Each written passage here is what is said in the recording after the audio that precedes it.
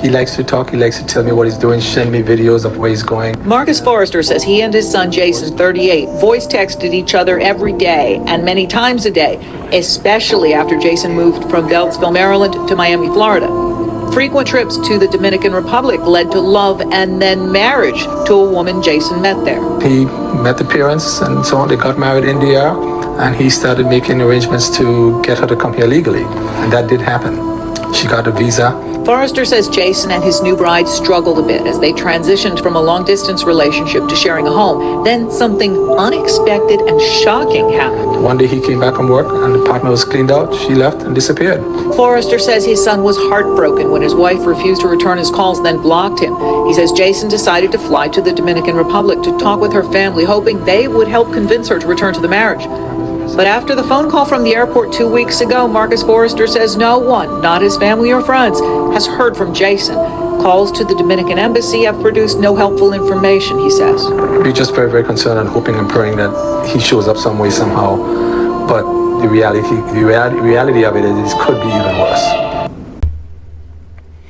Dang, man, imagine your wife, the woman you love, you thought she was going to be the one, empties out the apartment, goes somewhere else, and then blocks you. That's crazy. Now, this is a story about a man named Jason and a woman that he married from the Dominican Republic. Now, I'm a little bit late to this, so there has been some updates, right? His father said that he was able to get in contact with him, so I'm guessing the situation has been resolved. But let's kind of break this whole thing down. So Jason's from Maryland. He was taking, well, they said he moved to Miami. Then he started taking a lot of trips to the DR, as a lot of men do. A lot of black men love going to the DR for many different reasons, right? The culture, the mental reset that you can get while you're out there. And of course, the women, right? The women are a big reason why men like to go to the Dominican Republic. Now, Jason, after many trips going down there, I guess he found a woman that he really liked. You know, he thought she was going to be the one, and he decided to marry her. Now, after marrying her, he made the huge mistake of bringing her back to the United States. Bringing a woman from another country back to the United States kind of defeats the purpose of why you went abroad to go and find her. Because when you do that, a lot of times she will end up Americanized. And by Americanized, I mean the culture that we try to escape as black men that are on like a higher mindset. The culture we're trying to escape, the ratchetness, the degeneracy, the masculinity in the woman, a lot of that stuff. We try to escape that, but if you bring a woman here, that culture will affect her. And that's because she comes here, she'll start meeting American women, start making friends, start meeting women that are already been Americanized, start watching some of the media, and it gets to her, it gets to her mind, right? So she decided to take everything and go back home. That's what she decided to do. He went after her, and that, I guess that didn't work out, him going after her, trying to talk to her family and all of that. Now, another thing about bringing a woman back here to America is that if you're not that guy, if you're not him, as guys like to say nowadays, you're not a guy that's high status here in America, just because you were high status in her country, and we are as foreigners high status when we go to a lot of these countries because of our education, because of our the power of our US dollars have in that country. So we're seen as more high status over there. But if you bring her back here and you've been a loser in America your whole life, she's gonna see that. She's gonna see that, and we see that happening a lot. We saw that with a guy in the Philippines. He brought a woman from the Philippines here to America. She ended up leaving, taking the kids and running off on him, right? It was some old white guy.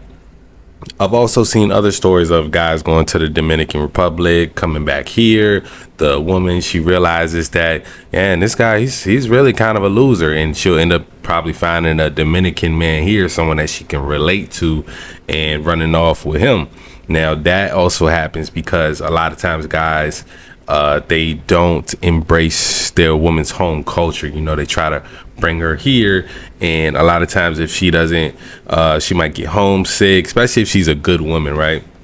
Well, first of all, most of the good women from those countries, they not really trying to leave their home country. So you got to think about that as well. So if you got a woman, you get with one and she's like super willing, wanting to come back here, that's kind of a red flag in itself, because she may have another guy over there that she's trying to come get her citizenship here so she can get him his citizenship. So you got to be a little bit wary about that also.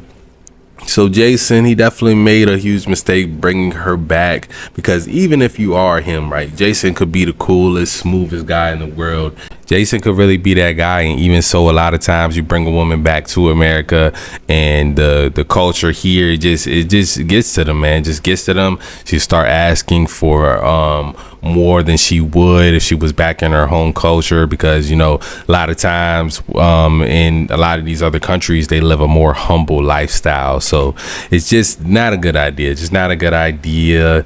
You moved there, well, you traveled there and you met her there. You might as well stay there where you can actually live like a king and not have to worry about a lot of these things that you were getting away from here in America. You know, a lot of these guys, they had failed relationships in America, failed marriages, all this different stuff. A lot of times they're older, they already got kids, and it's just a better idea to stay on the island, my guy. Stay on the island. Hopefully he's out there, you know, sitting on somebody's beach somewhere, having a good time. Hopefully not still heartbroken over this woman and just able to move on. You know, you got to have that abundance mindset. Like I tell you guys all the time, you can't be too hung up and stuck on one woman, man. So let me know what you guys think about this story. Like I said, the update was that they found him. His dad was able to contact him. So I'm assuming he's alive. I'm assuming he's alive and well, and, you know, just out there trying to find something else. As always, love y'all. I'm out.